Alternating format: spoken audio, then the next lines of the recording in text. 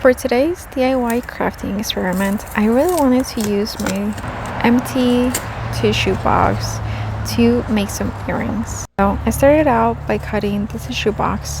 Now I should have cut each of the sides so that I didn't have this massive piece to work with, but I didn't think about it.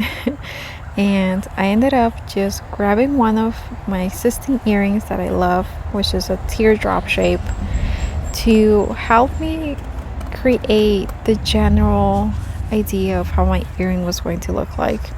At first, I wasn't sure if it was going to be single layer or double layered, but I knew I didn't want any weird things going on it, which is why I just ripped off the back of that cardboard. Then when it came to the actual shape of the earring, when I was originally doing it, I tried placing it in a way that like the leaves would still be in it. You can kind of see like the nature inspiration. But then when it came to the backing, I just wanted to use the most that I could. So I just grabbed my leftover piece and cut using the existing shape as my base. So I had a very clear right and left earring, because of course nothing's gonna be the same when it's handmade, but it's an approximate close. So then to glue them together, I grabbed some Mod Podge, but if you were to try this, you could probably use some tacky glue, some Elmer's glue. It doesn't need to be anything heavy duty, it's just cardboard against cardboard. And I just secured it a little bit extra with putting something heavy on top, which in my case was the Mod Podge glue, because again, this is super lightweight, it's nothing intense. But then once I had both of them together, I didn't want just like the raw edges.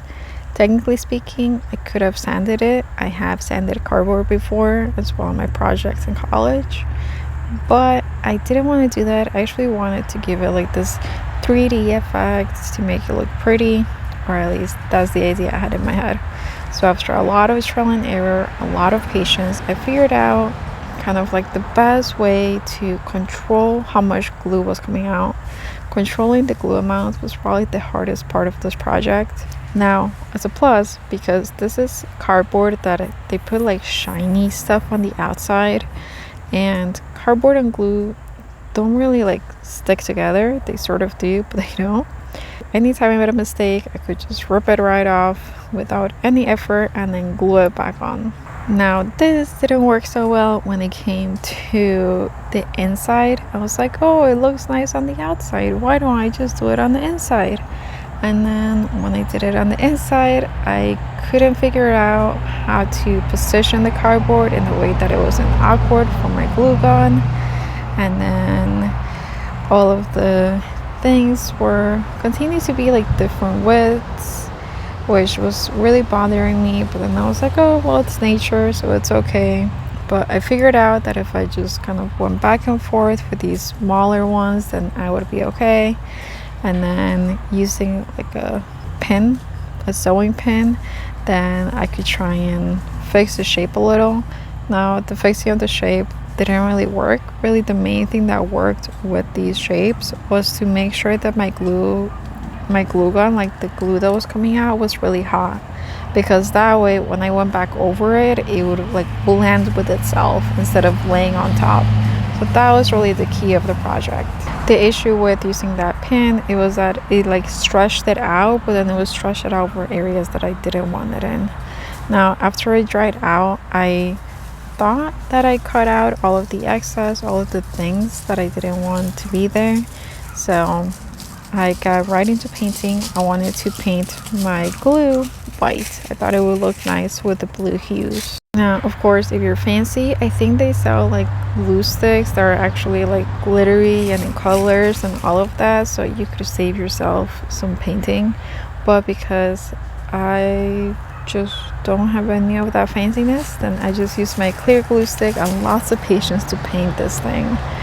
And at this point I was really invested on seeing these earrings come to life, so I carried on using my small brush and some acrylic paint, some acrylic craft paint, nothing fancy.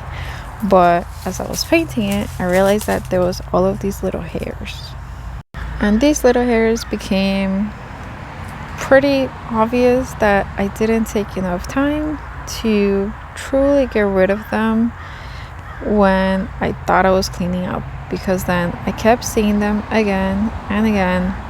So it took a lot longer. It was a wasted effort. It's like I would have to pull the string because I didn't want the strings to be on my earring. It didn't look right.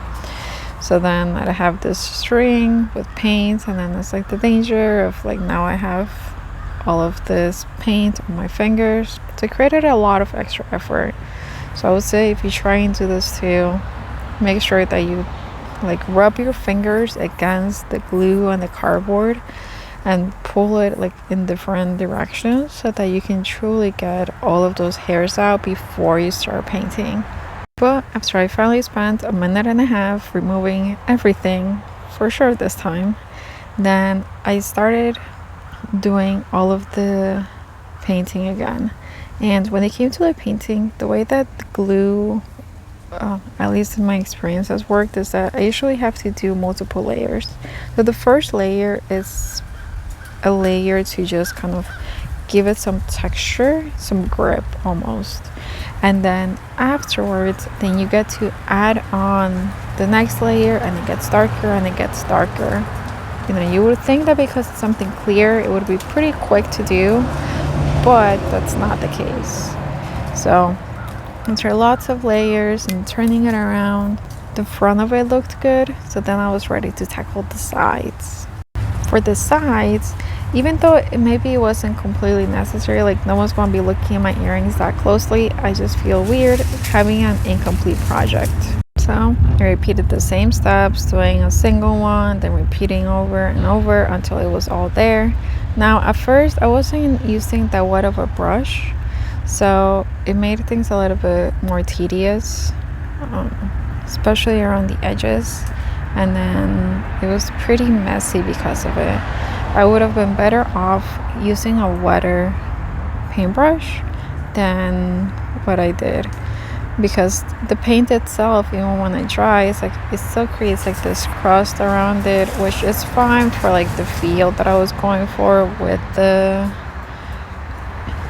glue, but because I did it a little bit sloppily, then I just had to do it over and over again, trying to clean up with my nails. So it got messy, but in the end, after lots of patience, I figured out how to paint it correctly. So if you've made it this far and you're enjoying my narration of my crafting adventure, be sure to subscribe, because Mom and I create all types of cute and a lot of upcycling and affordable budget DIYs that you might enjoy. So after I finished painting all of the insides, I looked at it and I was like, oh, you know what, I actually don't like how these little sections look. They look off, because the thing with the glue and the paint is that now with the paint, it made all of the defects stand out. So then I had to go back, cut it out, and then repaint it and wait and come back. Now at this point, I would say that I didn't cut out enough. So at the top of this earring, I made the little circle so I could put the jump ring through, but I didn't do it high enough. So then I had way too much glue, but that's a whole other issue. So because I kept being so messy and so back and forth with this earring, then it meant I got paint on the blue sections, which I didn't want. So I had to make this like makeshift cleaner. And I use these like antibacterial wipes that I really use for cleaning stuff on my desk. Not so much for health. I just use it for crafting, just because of the alcohol content. So if you don't have any of those wipes, you can just use a little bit of alcohol. Just make sure that you take it all out before you do, and all kind of any of the paint that was layered on very thinly. Now, once I finally finished playing with the real paint, I wanted to add a little bit of shine to it. I wasn't sure about what to use to make it not look so cardboardy. And I remembered I had these nail polishes that I was going to give away because they're not great quality. They ship extremely fast. But I thought that they would make a really nice glaze because they have this like metallic sheen to them. So the earrings, they just need some protection. They need to be waterproof, and nothing's really gonna chip them to like abuse them to the point where it's not gonna work. And so I just grabbed some of the nail polish and started making like long strides, because the stripes, the way that they would dry out, you could still see them. So it's almost like painting your own nail, which was great because I've got quite a few years of practice doing that. And once I saw the way that the back looked, I was really excited, because I felt like it really gave it a little bit of extra something that it was missing. And I just did as many layers as I wanted, just as long as I could kind of see the shine a little bit through the material. I was really excited for it. Now for the edges, since I did paint them black, I wanted to have like that pearly, shiny, like just that look. So I was very careful to give them a little extra close attention. And before I forget, yes, I used a hole puncher to make the holes for the earrings. Now this hole puncher is one of those super tiny ones. It's not your average hole puncher. So if you're trying to make this at home, you could try, like, you don't need that much space to put a jump ring through. Like maybe just making like really small dots using like a pin and just pushing it through, and then adding another pin, and then little by little making it happen. Doesn't need to be anything official. The primary concern is just getting the jump ring through. Now, because of how much glue I left at the top, which I mentioned was a mistake, I had to add an extra jump ring to my earring. So instead of using one, I had to use two, so that the earring wouldn't look weird and it would dangle better. And I felt like aesthetically it was way better. And to open the jump rings and the hoop, well, I just use regular pliers. These are not jewelry pliers. These are just your average